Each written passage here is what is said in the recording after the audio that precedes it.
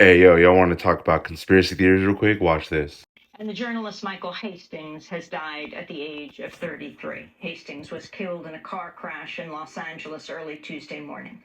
Reporting extensively from Iraq and Afghanistan, Hastings' widely read stories showed the grim realities of war. His 2010 Rolling Stone article on General Stanley McChrystal, the U.S. commander in Afghanistan, sparked a political controversy after McChrystal and his aides were quoted making disparaging remarks about top administration officials. The article exposed long-standing disagreements between civilian and military officials over the war's direction and led to General McChrystal's firing. Speaking to Democracy Now! In 2012, Michael Hastings said the Afghan war, like the invasion of Iraq, was based on a false premise. Investigative reporter Michael Hastings died in a fiery crash in Hollywood back in June. Police said it was an accident. But some security experts believe there may have been something more sinister going on, and researchers are worried that cars are now vulnerable to computer hackers. CBS 2's Branson is live in Hollywood with the story. Well, Pat, it is not just conspiracy theorists. A counterterrorism expert tells CBS 2 News we may never know what really happened in that crash.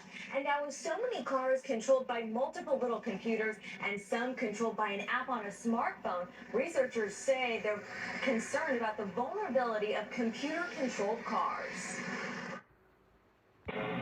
The fiery single-car crash that killed controversial journalist Michael Hastings in Hollywood raised questions about whether it was truly a tragic accident.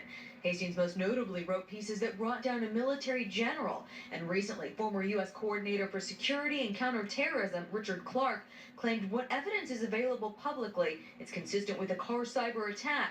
There is reason to believe that intelligence agencies from major powers, including the United States, know how to remotely seize control of a car. Even though the LAPD ruled the crash an accident, the Department of Defense says the Pentagon has explored remotely controlling cars by computer hacking.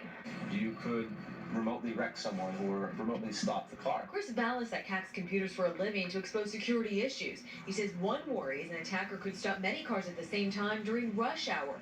He and his partner hacked into the 30 little computers in this car using a laptop. We were able to take control. Then, shortly thereafter, Homeboy decided to go 120 miles an hour down Sunset and slam into a tree and his car exploded. Yes. And everybody's like, it's a fucking murder! It's assassination! And then there was all these tech guys that were coming out and they were saying, listen, you absolutely can hack a car and change the direction. Change what the car does. Take control of the car. You absolutely can do that.